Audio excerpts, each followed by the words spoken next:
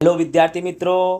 तो आप सभी का स्वागत करते हैं हमारे इस YouTube चैनल यूनिक एकेडमी के अंदर। तो विद्यार्थी मित्रों, आज हम कक्षा 12 विषय अर्थशास्त्र का चैप्टर नंबर 9 का MCQ सेक्शन तैयार करने वाले हैं। कृपया करके वीडियो ध्यान से देखो और अगर चैनल्स को सब्सक्राइब ना किया हो तो चैनल्स को सब्सक्राइब जरूर से जरूर करो। वीडियो को लाइक करो, कमेंट्स करो और ज़्यादा से ज़्यादा शेयर करो। सबका साथ सबका विकास, इस सिद्धांत का पालन करो। ठीक है, चलो चालू करते हैं। व्यापार द्वारा क्या होता है? तो व्यापार द्वारा क्या होता है विद्यार्थी मित्रों? साधनों की गतिशीलता घटती है। व्यापार के द्वारा साधनों की गतिशीलता घटती है। विदेश व्यापार में कौन सा साधन सबसे कम गतिशील है? तो देखा जाए जमीन। ठीक है, क्योंकि भाई स्थिर होता है ना, इसीलिए। 2005 के बाद भारत के विदेश व्यापार में कौन सा उल्लेखनीय परिवर्तन आया? तो भारत का व्यापार का कद बढ़ा है और भारत का व्यापार के क्रम में आगे आया है।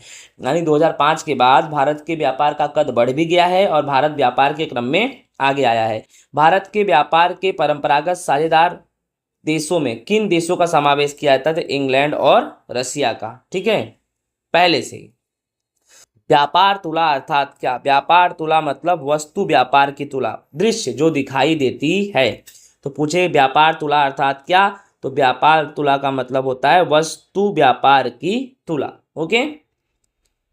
लेन देन की तुला में कितने खाते होते हैं? तो लेन देन की तुला में 2 खाते होते हैं। किसी देश की सीमा के अंदर अगर व्यापारी प्रवृत्ति हो रही है तो आंतरिक व्यापार, देश की सीमा के बाहर हो तो विदेश यानी अंतरराष्ट्रीय व्यापार। जमीन की भौगोलिक गतिशीलता कैसी होती है? शून्य होती है। जमीन एक जगह से दूसरी जगह पे जा ही नहीं सकता। ठीक है। किस राज्य में व्यापार बढ़ाने के लिए राइट वाइब्रेंट गुजरात समिट का आयोजन होता है? तो गुजरात में। सिंपल सी बात है, राइट। गुजरात किस राज्य में व्यापार बढ़ाने के लिए? यहाँ लिखा भी है वाइब्रेंट गुजरात समिट, यानी गुजरात में ही होगा। 18वीं सदी में यानी 18वीं सदी में मध्य भाग में विश्व की जनसंख्या लगभग गुना बढ़ी है, तो 6 गुना। 18वीं सदी यानी 18वीं सदी में मध्य भाग में विश्व का उत्पादन लगभग कितने गुना बढ़ा है? तो 60। फिर उसके बाद 18वीं सदी में मध्य यानी 18वीं सदी मतलब 18वीं सदी, 18वीं मतलब 18वीं सदी में मध्य भाग में विश्व व्यापार कितना गुना बढ़ा? 140 गुना। फिर अंतिम 30 वर्षों में व्यावसायिक सेवाओं में व्यापार में प्रतिवर्ष कितने प्रतिशत वृद्धि होती है? तो 7%। 1980 और 2011 के बीच विकासशील देशों का निर्यात में योगदान उप प्रतिशत से बढ़कर कितने प्रतिशत हो गया? तो 47%। ठीक है।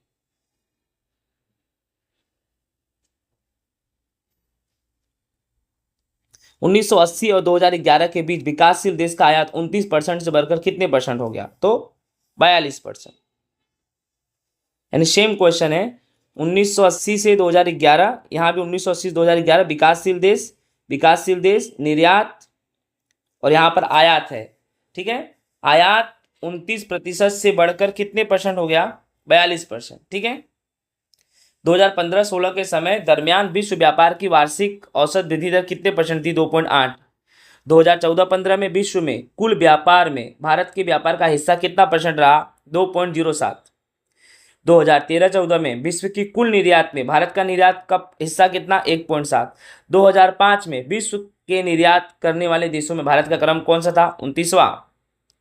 2014 में विश्व के निर्यात करने वाले देशों में भारत का स्थान कौन सा था? 19वां। वर्ष 2014 में भारत की जीडीपी कितनी थी? 383%, नहीं 38.3%। कितना? 38.3%। ये 3.83 है।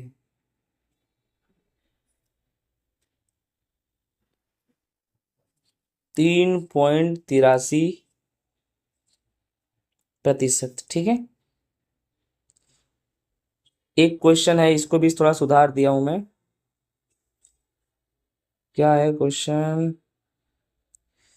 ये 1980 से 2011 के बीच विकासशील देशों में निर्यात 34% से बढ़कर कितना हो गया? तो 34% से बढ़कर कितना हो गया?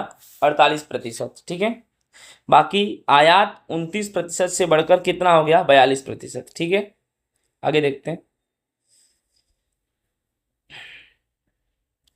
किस वर्ष तक भारत विकासशील देश बना? किस वर्ष तक भारत विकासशील देश बना?